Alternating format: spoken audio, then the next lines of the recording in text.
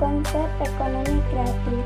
Istilah ekonomi kreatif mulai dikenal secara global sejak munculnya buku The Creative Economy: How People Make Money from Ideas tahun 2001 oleh John Hawkins.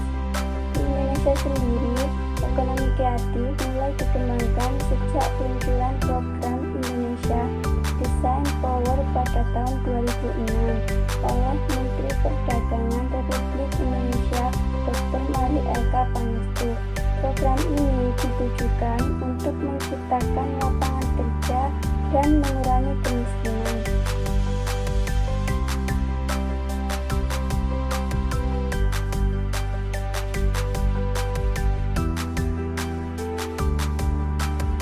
Sesuai profil industri kreatif dikelompokkan berdasarkan 4 indikator pengukuran, yaitu berbasis nilai produk domestik bruto, ketenagakerjaan, aktivitas perusahaan, dan dampak terhadap sektor lain.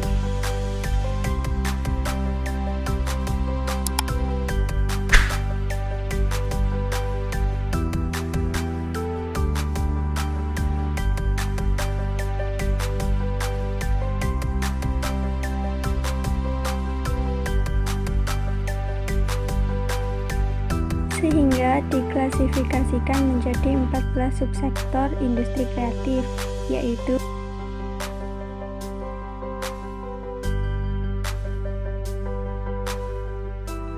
periklanan, arsitektur, pasar dan barang seni, kerajinan, desain, fashion, film, video, fotografi, permainan interaktif, musik, seni pertunjukan, penerbitan dan percetakan, layanan komputer dan piranti lunak, televisi dan radio, serta riset dan pengembangan.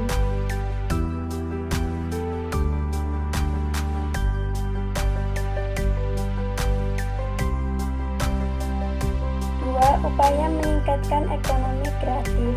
Ekonomi kreatif sangat tergantung kepada modal manusia atau human capital atau intellectual capital. Ada juga yang menyebutnya kreatif capital.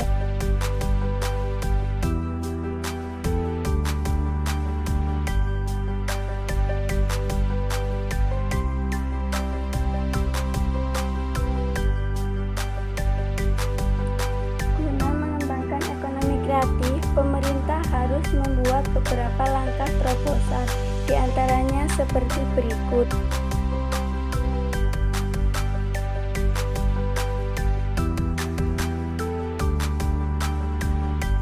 A. Menyiapkan insentif untuk memacu pertumbuhan industri kreatif berbasis budaya dengan harapan mampu menyumbangkan devisa.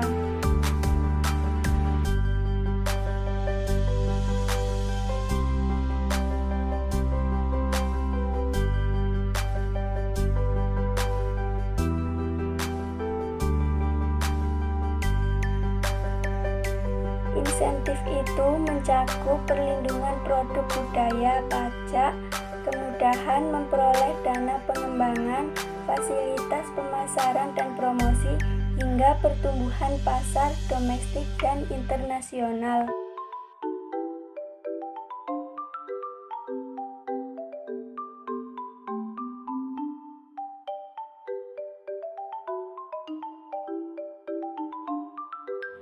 B. Membuat rancangan industri kreatif yang melibatkan berbagai departemen dan kalangan.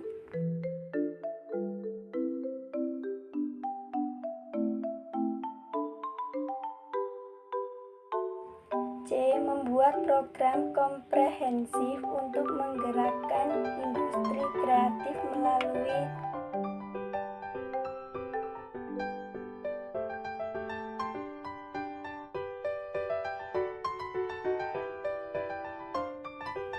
pendidikan, pengembangan sumber daya manusia, desain, mutu, dan pengembangan pasar.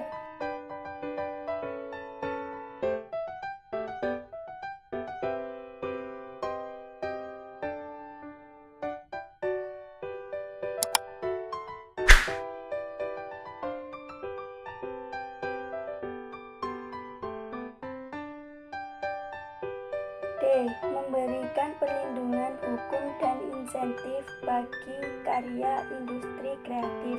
Beberapa contoh produk industri kreatif yang dilindungi HKI-nya.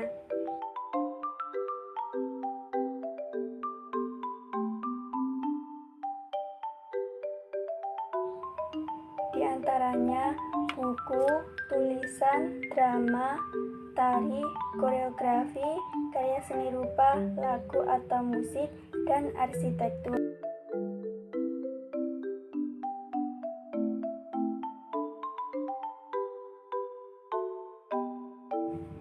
Produk lainnya adalah paten terhadap suatu penemuan merek produk atau jasa, desain industri, desain tata letak sirkuit terpadu, dan rahasia dagang.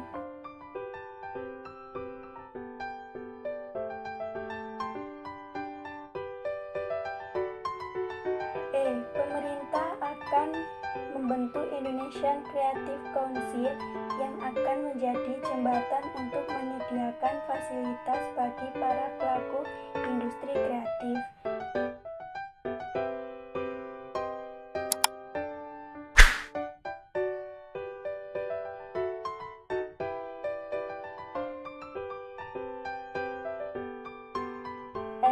Pemerintah akan menyelenggarakan Lomba Indonesian Creative Idol atau ICI yang bertujuan untuk melestarikan dan mengembangkan industri kreatif.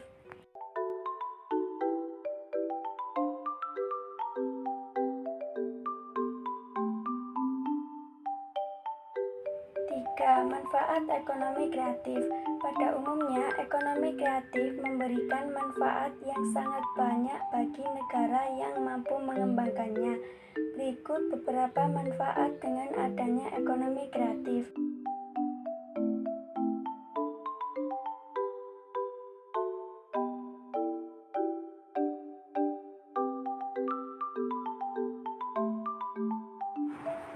Bisnis UKM makin berkembang. Sebagian besar UKM bergerak di industri kreatif. Beberapa masalah UKM di Indonesia seperti pemasaran, promosi, manajerial, informasi, sumber daya manusia, teknologi, desain, jejaring atau networking, dan pembiayaan diharapkan bisa segera teratasi.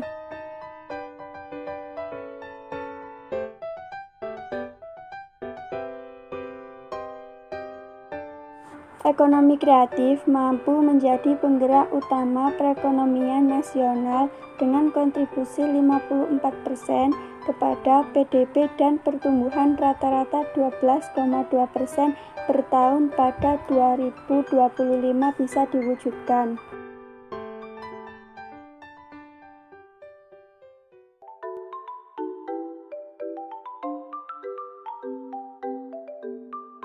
Mengurangi tingkat kemiskinan. Dengan adanya industri kreatif diharapkan akan memunculkan berbagai lapangan pekerjaan, sehingga akan mengurangi angka pengangguran. Hal tersebut akan berdampak kepada pengangguran angka kemiskinan di Indonesia.